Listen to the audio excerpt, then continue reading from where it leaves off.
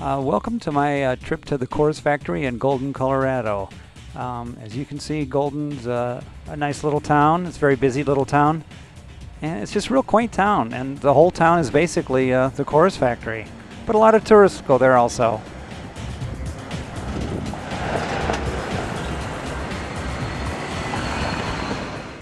This is the Coors headquarters in Golden, Colorado. They really didn't like the idea of taking pictures of this building for some reason. But as you can see, I did it anyway. I was parked across the street. Anyhow, this is the headquarters for Coors in Golden.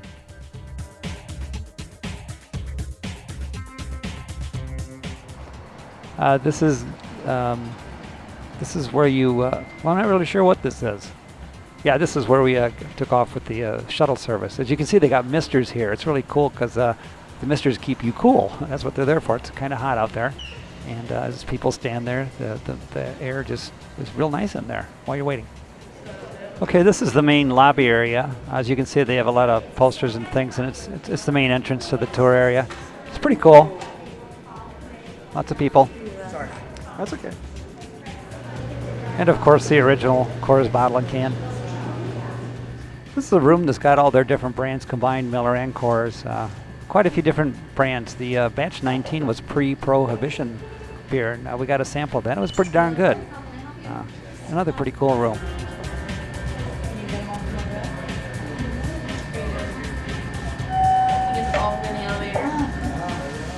Okay, now we're in the actual brewing room there, and they told us how many gallons these kettles hold. It's a lot. You wouldn't believe how much they hold. So they put out a massive amount of beer every day. Very, very clean.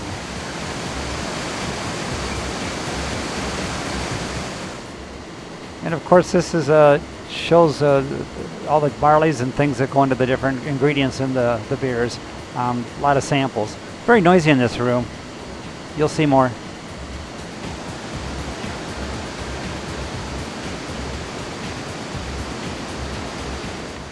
Here's a little more of the brewing room.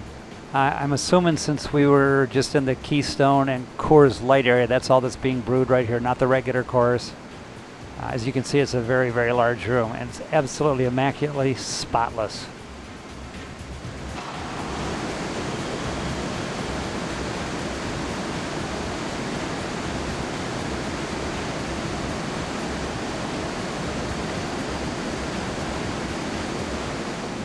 The tour is self-guided. You have these little speaker things you listen to, and it gives you the statistics of how fast this stuff is being processed. It's incredible.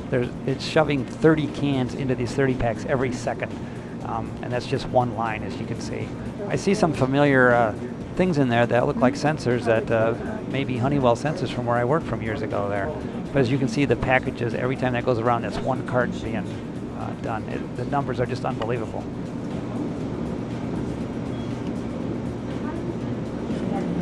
As you can see, it's just slapping those cartons together just really fast. Think of the perfection that it's doing here.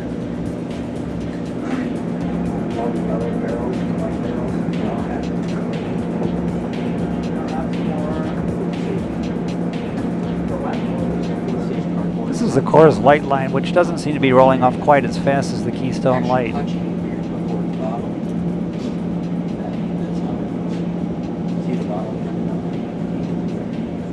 Take a look at this packager compared to the Keystone Light. You can see it's not going quite as fast. I'm not quite sure why, but it's interesting to watch the cans, the 30 packs of cans. They're 2 layers high of 30 packs being rolled into those cartons.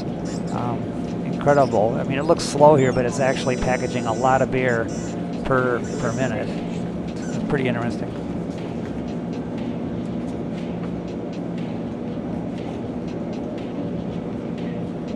In this manufacturing operation, it's the kind of operation that you really can't afford to have downtime. So this stuff has to be kept up and running at all times. Otherwise, they're losing a lot of revenue just by having the stuff sitting. So it really must be a very perfect setup here because it just continually runs.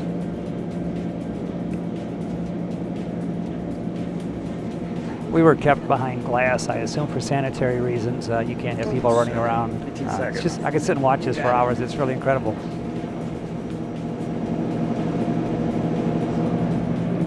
Isn't this cool? I could just sit and watch this. It's really neat just to see how Looks like it's picked up a little bit of speed here compared to the other shot I had, and that's Coors Light still.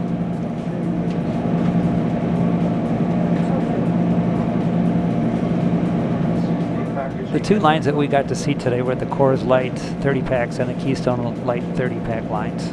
That's about all they let you in to see here.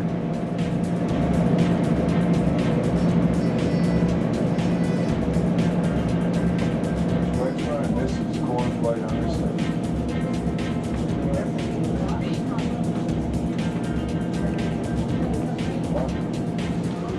Yeah, this is back to the Keystone line. As you can see, it's definitely going much faster than the Coors Light. They must be selling more Keystone than Coors Light. I work part-time in a liquor store, and we do sell a lot of the Keystone. It's pretty good beer. Pretty cool.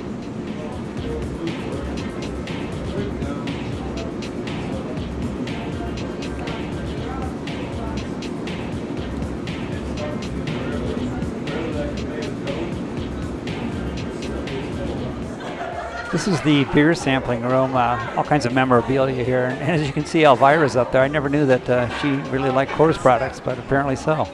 A lot of people go through this tour every day. It's unbelievable the amount of shuttling they have to do back and forth. It would cost a lot of money just to do the tours. They're absolutely free, and so are the samples. Very large room. I could see being retired out here and just pulling beer in the tourist rooms. There's tons of people all over everywhere.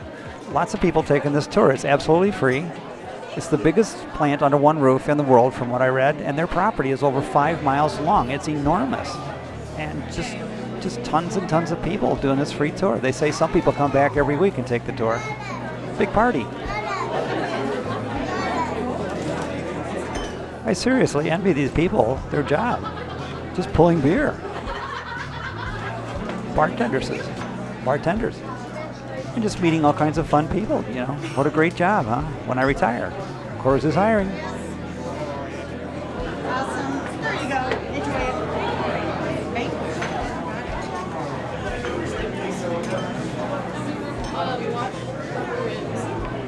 As you can see, the sampling room is huge. They don't do anything on a small scale here. It's all pretty big time, just to accommodate the people. I gotta go get some. This is as you come out the tour, and as you can see on the right-hand side there, that's their corporate headquarters. It's real nice. It's a cooling pond here that's cools things. They actually have their own generating plant. I think you'll see that in the next clip. Well, maybe not, but again, this actually is a cooling pond that's used to cool the machinery inside. You can see the, I don't know what you call them, evaporators or whatever, but the water that's coming out of those things is used to cool. It's like a little nuclear plant here. There's geese in there and stuff. Of course, they assured us this water is not used to brew any beer of any kind.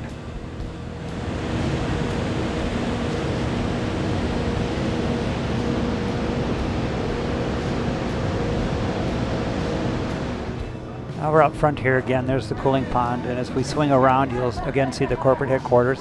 This is where the shuttle bus picks us up. We're waiting. I thought I'd take a wide shot, but as we swing around here and go past the headquarters, this building here is actually their generating station. They generate their own power to generate electric for this enormous plant in Golden, Colorado. It's incredible.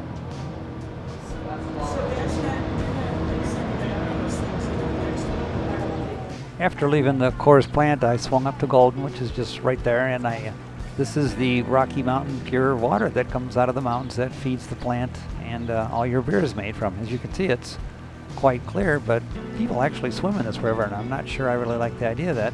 But yeah, it'd have to be purified, so I guess we don't have to worry about anything.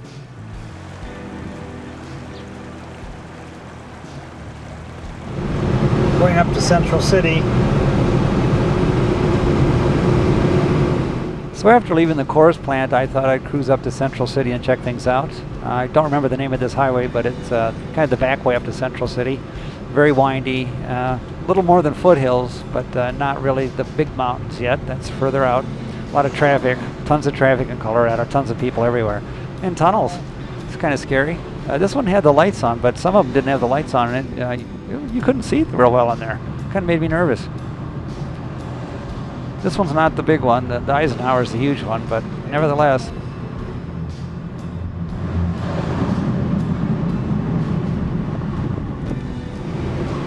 My little Dodge Caliber did pretty good on the mountains. It's not overly horsepowered. It did struggle going up some of the mountains, but it did okay. I did notice though that at the higher elevation and thinner air, the horsepower did drop off. So it was a challenge for the car.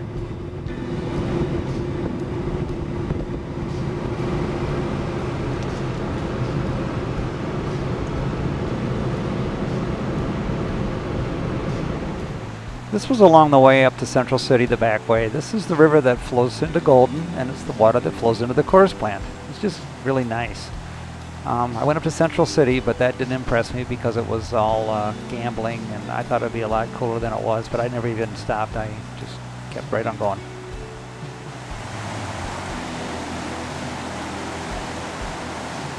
So this was my first day from North Platte, Nebraska, and I did the Coors tour, and I hit Central City and made it back to the hotel by 6 p.m. So did pretty good.